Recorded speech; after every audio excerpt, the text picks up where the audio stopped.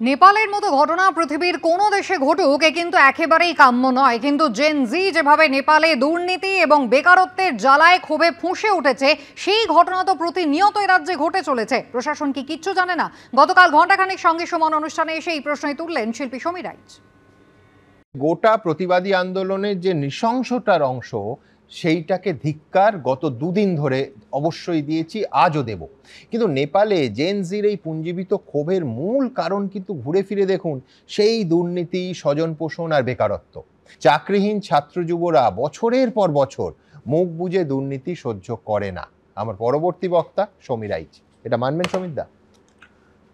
দেখো সুমন, আমাদের মাননীয় মুখ্যমন্ত্রী মুখে যাই বলুক, আমার তো মনে হয় আমাদের রাজ্যেও একই পথে চলেছে। লাগামহীন দুর্নীতি,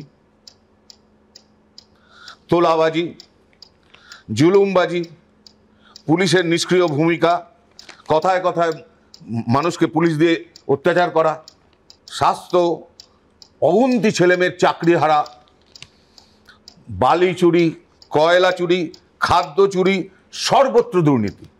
এটা কি আমাদের প্রশাসন দেখতে পাচ্ছেন না? নাকি দেখেও কিছু বলছেন না? ভাবছেন ভাবের ঘরে চুরি হয়ে যাবে? এটা চলতে পারে না। প্রথমেই বলি, আমি কখনো চাই না, বা আমরা কেউই চাই না যে এই রাজ্যে এই ধরনের একটা হঠকারিতা হোক। না, এই রাজ্যে কেন, এই দেশে কোনো দেশেই না হয়। কেউ চাই না। যাদের সঙ্গে দুর্নীতির যোগ নেই তাদেরও জীবন তো জ্বালিয়ে দেওয়া হচ্ছে। হ্যাঁ, খুব খুব খারাপ। আমরা কেউ চাই না। তাও বলতে বাধ্য হচ্ছি, সরকারকে মনে রাখতে হবে সব অপকর্মের কিন্তু একটা শেষ আছে। প্রতিবেশী রাষ্ট্র থেকে শিক্ষা নিন, আমি সরকারকে বলছি, অ্যান্ড আই মিন ইট। যেটা এখন রাস্তাঘাটে আমরা শুনছি যে নেপাল থেকে শিক্ষা নিন, মুখ্যমন্ত্রী চাকরি দিন, কথাটা দু লাইনের হলেও এই কথাটার কিন্তু গভীর তাৎপর্য রয়েছে সুমন। তার কারণ আমরা দেখতে পাচ্ছি ছেলেরা আজকেও বিধানসভার সামনে যখন তারা পৌঁছে গেল, কিভাবে পুলিশ দিয়ে তাদের উপর অত্যাচার করা হলো। আরজিকর কাণ্ডে আন্দোলন করেছিল যেই ছাত্ররা বা যেই ডাক্তাররা, তাদেরকে এখন প্রতিদিন পুলিশ ডেকে পাঠাচ্ছে। কেন এত প্রতিহিংসা? এর একটা শেষ আছে। এটা বুঝতেই হবে, সরকারকে বুঝতে হবে, সরকারের দলকে বুঝতে হবে এবং সরকারের নেতাদের বুঝতে হবে। তা নাহলে কিন্তু ভবিষ্যৎ জানি না, আমরা চাই না কেউ নেপাল হোক।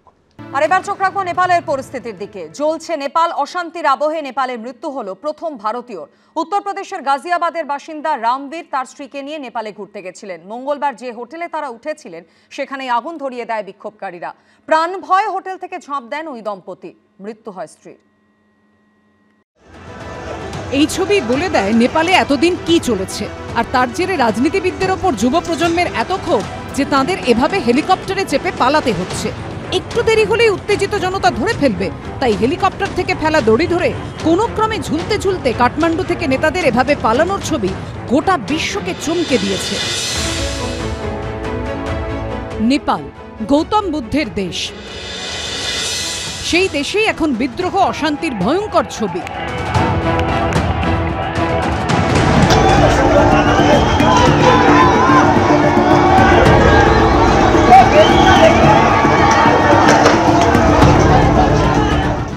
আর এই অশান্তির আবহে এবার নেপালে মৃত্যু হলো প্রথম ভারতীয়র।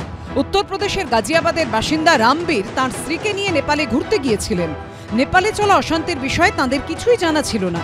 এই দম্পতি যে হোটেলে ছিলেন, মঙ্গলবার রাতে সেখানে আগুন ধরিয়ে দেয় বিক্ষোভকারীরা। প্রাণ ভয়ে হোটেলের 4 তলা থেকে লাফ দেন দুজনে। স্বামী স্ত্রী দুজনেই আহত হন। পরে হাসপাতালে স্ত্রীর মৃত্যু হয়। 9 तारीख की रात को 12 बजे हमें पता चला था कि होटल में आग लगा दी, जिससे पूरा होटल खाक हो गया। हाँ, बिछड़ गए थे, वो अलग अलग हो गए। अगर वो साथ होते तो मेरी माताजी इस दुनिया में रहती। নেপাল ভারতের পাশের দেশ, যে সীমান্ত আবার পুরোটাই খোলা, পাসপোর্ট ছাড়াই এপার ওপার করা যায়। পশ্চিমবঙ্গের সঙ্গেও নেপালের প্রায় 100 কিলোমিটার সীমান্ত রয়েছে। এই পরিস্থিতিতে আতঙ্ক বাড়িয়েছে নেপালের বিভিন্ন জেল ভেঙে প্রায় 15,000 কয়েদির পালানোর খবর। এরই মধ্যে গা ঢাকা দিতে নেপাল ছেড়ে ভারতে ঢোকার সময় 61 জন কয়েদিকে সীমান্তে পাকড়াও করেছে এসএসবি। জেল ভেঙে পালিয়েছিল বেশ কয়েকজন কয়েদি। তারা ভারতে ঢোকার চেষ্টা করতেই বেশ কয়েকজনকে আটক করা হয়েছে এবং তারপর থেকে নিরাপত্তা ব্যবস্থা এবং ভেতরে ঢোকার সমস্ত নিয়ম কানুন আরো বেশি কড়া করা হলো। নেপালে আমরা শুনছি কোনো আনসোশাল এলিমেন্ট এখান থেকে না ঢুকতে পারে। For that reason we have kept police का এখানে आई मीन চেকিং মেকানিজম আর কোন সোশ্যাল এলিমেন্ট না আসতে পারে, that is the main motive for that. এভারেস্টের দেশ নেপালে যে দুর্নীতির এভারেস্ট তৈরি হয়েছিল তা চুরমার হয়ে গেছে গণবিদ্রোহে। দুর্নীতিতে অভিযুক্ত একাধিক মন্ত্রী থেকে মেয়রের বাড়ি এবং অফিস পুড়িয়ে ছাই করে দিয়েছে বিক্ষোভকারীরা। সেই ভয়াবহ ছবি ধরা পড়েছে এবিপি আনন্দর ক্যামেরায়। নেপালের প্রাক্তন জেনারেল অ্যাডমিনিস্ট্রেশন মন্ত্রী রাজকুমার গুপ্তার ঘর, তার বাড়িতে এইভাবেই স্থানীয় মানুষের ক্ষোভ আছড়ে পড়েছিল। আমরা দেখতে পাচ্ছি সুবিশাল অট্টালিকা, সেই সুবিশাল অট্টালিকার এটা সামনের দিকের অংশ।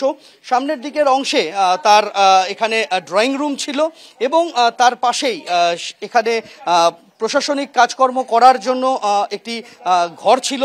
এই প্রশাসনিক কাজকর্ম যেখান থেকে হতো পরিচালিত, সেই ঘর এইভাবেই আগুন দিয়ে পুড়িয়ে দেওয়া হয়েছে। ঘরের যাবতীয় সরঞ্জাম সবটাই কিন্তু আগুনের গ্রাসে চলে গিয়েছে। বর্তমান পরিস্থিতি পর্যালোচনা করে প্রশাসনের সিদ্ধান্ত, শুক্রবার সকাল 11টা থেকে বিকেল 5টা পর্যন্ত নিষেধাজ্ঞা জারি থাকবে এবং শুক্রবার সন্ধ্যে 7টা থেকে শনিবার সকাল 6টা পর্যন্ত জারি থাকবে কারফিউ। নেপালের যুব প্রজন্ম যখন দুর্নীতির বিরুদ্ধে জোরালো বার্তা দিচ্ছে, তখন এ রাজ্যে নিয়োগ দুর্নীতির আবহে টেট প্রার্থীদের গলাতে উঠে আসছে নেপালের প্রসঙ্গ। মাননীয় মুখ্যমন্ত্রী এটাই বলবেন, নেপাল থেকে শিক্ষা নিন, 50,000 নিয়োগ দিন। এদিকে নেপালে অন্তর্বর্তী সরকারের প্রধান কে হবেন তা নিয়ে এখনো জল্পনা চলছে। কখনো নাম শোনা যাচ্ছে সুপ্রিম কোর্টের প্রাক্তন প্রধান বিচারপতি সুশীলা কার্কির, আবার কখনো নাম ভাসছে নেপালের বিদ্যুৎ বোর্ডের প্রাক্তন এমডি কুলমান ঘিসিংয়ের। নাম নিয়ে মতভেদের মধ্যেই সূত্রের খবর, অন্তর্বর্তী প্রধানমন্ত্রী বাছাই করার জন্য নেপাল সেনাবাহিনী, আন্দোলনকারী ও রাষ্ট্রপতি ভবনের মধ্যে আলোচনা চলছে। সূত্রের খবর, এক্ষেত্রে রেসে অনেকটাই এগিয়ে রয়েছেন নেপাল সুপ্রিম কোর্টের অবসরপ্রাপ্ত প্রধান বিচারপতি সুশীলা কার্কি। এরই মধ্যে অন্তর্বর্তী সরকার গঠন নিয়ে মতভেদ নেমে এসেছে রাস্তাতেও। বৃহস্পতিবার সন্ধ্যারাতে সেনাবাহিনী সদর দপ্তরের সামনে সংঘর্ষে জড়িয়ে পড়ে দুপক্ষ। কোনো কোনো মহল থেকে আবার অবিলম্বে সংসদ ভঙ্গ করে দেওয়ার দাবিও উঠতে শুরু করেছে। সন্দীপ সরকার ও উজ্জ্বল মুখোপাধ্যায়ের রিপোর্ট, এবিপি আনন্দ। এই মুহূর্তে চলে আসছি পরের খবরে। বিচার বিভাগীয় কাজের জন্য অর্থ বরাদ্দ না হওয়ায় এবার কলকাতা হাইকোর্টের প্রশ্নের মুখে পড়তে হলো রাজ্যের মুখ্য সচিব মনোজ পান্তকে। অর্থের কারণে 55টি প্রকল্প বন্ধ রয়েছে, প্রিন্ট করার কার্টিজ নেই, আদালত চলবে কিভাবে? প্রশ্ন তুলল আদালত। ধাপে ধাপে অর্থ বরাদ্দ করা হচ্ছে হাইকোর্টের প্রশ্নের মুখে জানালেন মুখ্য সচিব মনোজ পান্ত। আর্থিক সংকটে জর্জরিত হাইকোর্ট, নিম্ন আদালতেও পরিস্থিতি আরও খারাপ। অভিযোগ, রাজ্য সরকারের তরফে অর্থ বরাদ্দ না হওয়ায় থমকে রয়েছে বিচার বিভাগের 55টি প্রকল্পের কাজ। বৃহস্পতিবার ভার্চুয়াল শুনানিতে এই নিয়ে প্রশ্নের মুখে পড়লেন মুখ্য সচিব মনোজ পান্ত। বছরখানেক আগে একটি মামলার শুনানিতে বিচার বিভাগের পরিকাঠামোয় রাজ্য সরকারকে জোর দিতে বলে কলকাতা হাইকোর্ট। অভিযোগ, বছর পার হলেও পরিস্থিতি যে তিমিরে ছিল রয়েছে সেই তিমিরেই। বিচারপতি দেবাংশু বসাক ও বিচারপতি শাব্বার রশিদির বেঞ্চে ভার্চুয়াল শুনানিতে হাজিরা দেন মুখ্য সচিব মনোজ পান্ত। সেখানেই বিচারপতি দেবাংশু বসাক বলেন, সিসিটিভি বসানো এবং ফুটেজ সংরক্ষণ সংক্রান্ত কাজ 2024 থেকে আটকে আছে। এই কাজ শেষ হতে আর কতদিন সময় লাগবে জানতে চান বিচারপতি। মুখ্য সচিবের উদ্দেশ্যে বিচারপতি বলেন, জেলা আদালতের দিকে দেখুন কিভাবে কাজ হচ্ছে। প্রায় 17 কোটি টাকা দেওয়ার কথা ছিল, সেটা কি হলো? আদালতে প্রশ্নের মুখে পড়ে রাজ্যের মুখ্য সচিব মনোজ পান্ত জানান, ধাপে ধাপে অর্থ বরাদ্দ হচ্ছে। বৃহস্পতিবার বিচার বিভাগকে 10 কোটি টাকা দেওয়া হয়েছে। আর্থিক দুর্দশার কথা বলতে গিয়ে বিচারপতি বলেন, কলকাতা হাইকোর্টে আরেকটি মেডিকেল ইউনিট করার কথা ছিল, সেটাও হচ্ছে না। কোনো আইনজীবী তো অসুস্থ হতে পারবেন না। এমনকি 55টি প্রকল্প বন্ধ রয়েছে, প্রিন্ট করার কার্টিজও নেই। এই পরিস্থিতি থাকলে আদালত চলবে কি করে? মুখ্য সচিব মনোজ পান্ত বলেন, অর্থ সমস্যা নয়, 7 দিনের মধ্যে রিপোর্ট দিয়ে জানাচ্ছি কাজ কতদিনের মধ্যে শেষ করা সম্ভব। তৃণমূল কংগ্রেস তো এটা করছে, সাধারণ খেটে খাওয়া প্যারা টিচাররা, ICDS এর কর্মীরা, মিড ডে মিলের কর্মীরা, কন্ট্রাকচুয়াল টিচাররা, তাদের মাইনে পাচ্ছে না। মুখ্যমন্ত্রীর মাইনে 2 লক্ষ টাকা, আমাদের রাজ্যের মন্ত্রীদের মাইনে 1 লক্ষ টাকার উপরে, ব্যাপক ডিএ বাকি রয়েছে, সেসব দিচ্ছে না। আবার এই যে বুথে কোটি কোটি টাকা হচ্ছে, বুথের টাকা সাইফনিং হয়ে যাচ্ছে তৃণমূলের পার্টি ফান্ডে, সেটা খুবই আনফর্চুনেট।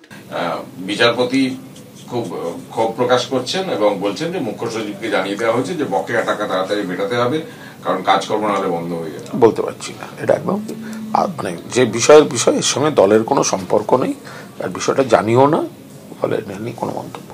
সব মিলিয়ে অর্থ বরাদ্দের অভাবে বিচার বিভাগের প্রকল্পের কাজ থমকে যাওয়ার অভিযোগ নিয়ে এখন রাজনৈতিক স্তরেও চলছে তরজা। সৌভিক মজুমদারের রিপোর্ট, এবিপি আনন্দ।